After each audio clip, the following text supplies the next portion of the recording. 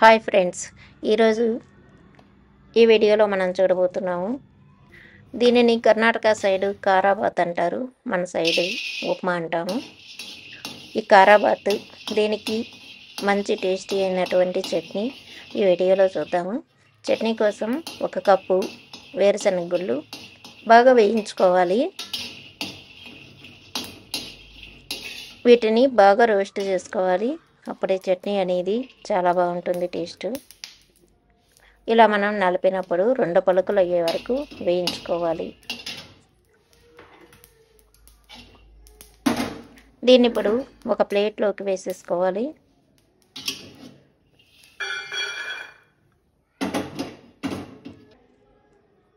ఇప్పుడు అదే బాణలిలో ఒక 200 గ్రామ్స్ వరకు, అంటే ఒక 1/2 కప్పు వరకు రవ్వ తీసుకోవాలి, బాంబే రవ్వ. దీనిని కూడా బాగా వేయించుకోవాలి. మనకు వైట్ కలర్ వచ్చే వరకు దీనిని బాగా వేయించుకోవాలి. ఇలా మనకు మొత్తం రవ్వ వైట్ కలర్లోకి మారిన తర్వాత దీనిని కూడా ఒక ప్లేట్లోకి తీసేసుకోవాలి. దీన్ని కొంచెం చల్లార్చుకోవాలి. ఇలా చేసినప్పుడు మనకు ఉండలు కట్టకుండా ఉప్మా బాగా వస్తుంది. దీన్ని ఇప్పుడు వెడల్పుగా తోసుకొని చల్లార్చుకోవాలి. అదే బాణల్లో కొంచెం ఆయిల్ వేసుకోవాలి. ఈ ఉప్మాకి కొంచెం ఆయిల్ ఉంటే బాగుంటుంది. దానికోసం ఆవాలు, మినపప్పు, శనగపప్పు పోపులు ఎక్కువ వేసుకుంటే టేస్టీగా ఉంటుంది. మనం వేయించి పెట్టుకున్నటువంటి వేరుశనగ పొట్టు తీసుకోవాలి. పొట్టు తీసుకున్న తర్వాత ఒక గుప్పెడు అవి కూడా వేసుకొని ఈ పోపులో వేయించుకోవాలి. ఇప్పుడు ఒక 2 ఎండుమిర్చి వేసుకోవాలి. ఎండుమిర్చి నల్లగా అయిపోకుండా లాస్ట్లో వేసుకోవాలి. సన్నగా తరిగినటువంటి అల్లం 1 స్పూన్ వరకు, సన్నగా తరిగిన 1-2 పచ్చిమిర్చి వేసుకోవాలి. ఇది కొంచెం వేయించుకున్న తర్వాత 1 లేకపోతే 2 ఆనియన్స్ సైజుని బట్టి వేసుకోవాలి.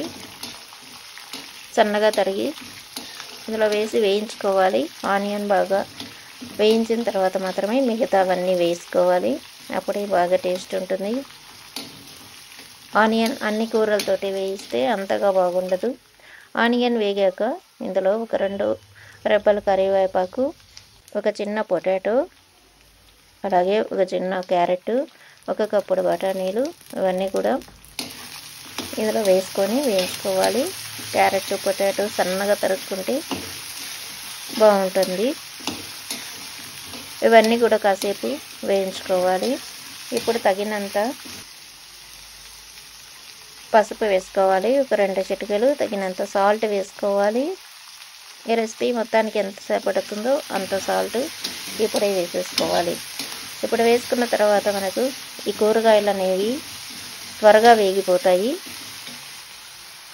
ఇందులో 1 కప్పు సన్నగా తరిగినటువంటి టొమాటో కూడా యాడ్ చేసుకోవాలి.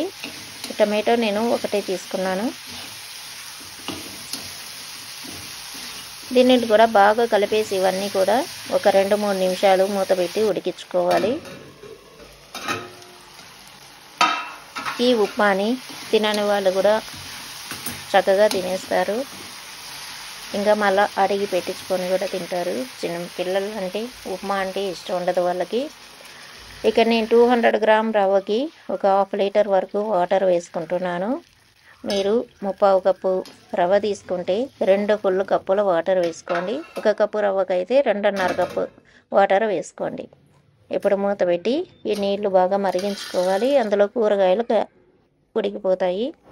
మిక్సీ జార్లో మనం వేయించి పెట్టుకున్నటువంటి వేరుశనగ, అలాగే పచ్చి కొబ్బరి ఒక 1/2 షెల్ వరకు వేసుకొని, తగినంత కారం ఉండేటటువంటి పచ్చిమిర్చి, కొంచెం అల్లం, ఒక 2 ఆనియన్స్, సాల్ట్, అలాగే ఒక 1/2 లెమన్ పిండుకోవాలి. లెమన్ ఎక్కువ పిండుకోకూడదు. మీకు ఇష్టమైతే 2 వెల్లుల్లి రెబ్బలు కూడా వేసుకోవచ్చు. నేనైతే వేయట్లేదు. కొంచెం వాటర్ వేసుకొని బాగా మెత్తగా రుబ్బుకున్నట్లయితే ఈ చట్నీ చాలా టేస్టీగా ఉంటుంది.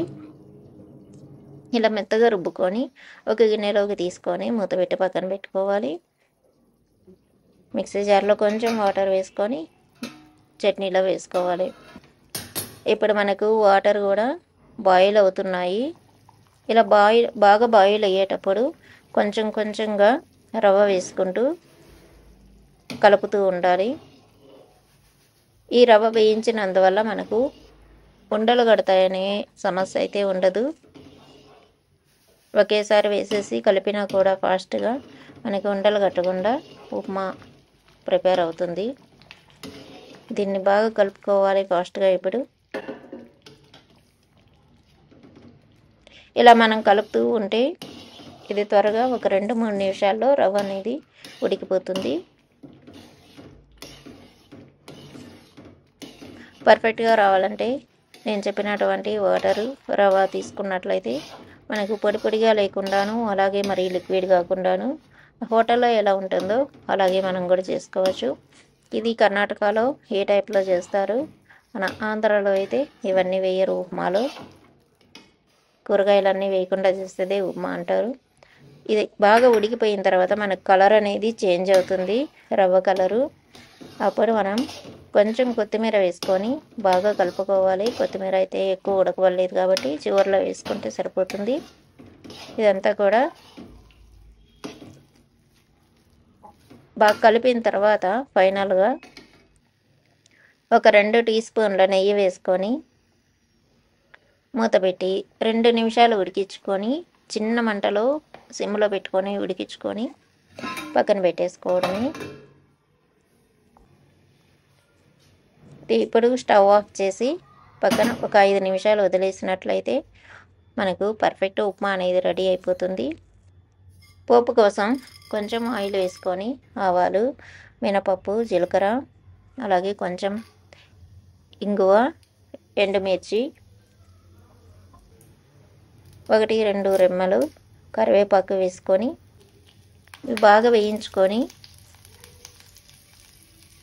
మనం చట్నీలో పోపు వేసుకున్నట్లయితే చట్నీ కూడా చాలా టేస్టీగా ఉంటుంది. ఈ కాంబినేషన్లో మనం బ్రేక్ఫాస్ట్ చేసుకున్నట్లయితే ఇష్టంగా తినేస్తారు. చాలా ఫాస్ట్గా అయిపోయేటటువంటి బ్రేక్ఫాస్ట్ ఇది. ఇన్స్టెంట్గా తయారు చేసేసుకోవచ్చు. ముందు ప్రిపరేషన్ అంటూ ఏమీ అవసరం లేదు. మన ఇంట్లో వంట చేసేటప్పుడు ఒక్కొక్క కూరగాయని ఉంచి పెట్టుకున్నట్లయితే ఫ్రిడ్జ్లో ఇలాంటి ఉప్మా అనేటువంటిది కానీ మిగతా ఏ కర్రీస్ అయినా ఇంకా ఏ రైసెస్ అయినా ఈజీగా చేసేసుకోవచ్చు. ఇప్పుడు చూడండి, మనకు లిక్విడ్గా లేకుండా పొడిగా లేకుండా పర్ఫెక్ట్గా అనేది వచ్చింది. మనం కొంచెం ఆయిల్ ఎక్కువ వేసుకోవాల్సి ఉంటుంది ఈ ఉప్మాలో అయితే. ఇప్పుడు మనం చట్నీతో సర్వ్ చేసుకున్నట్లయితే చాలా టేస్టీగా వస్తుంది. ఒక కప్పులో పెట్టి ఇలా ప్లేట్లో బౌల్ ఇచ్చినట్లయితే మనకి షేప్ అనేది వచ్చేస్తుంది. చాలా టేస్టీగా ఉంటుంది. మీకు ఈ వీడియో నచ్చినట్లయితే సబ్స్క్రైబ్ చేసుకోండి మరిన్ని వీడియోస్ కోసం. అలాగే కామెంట్ చేయండి, లైక్ చేయండి, షేర్ చేయండి. Thank you for watching.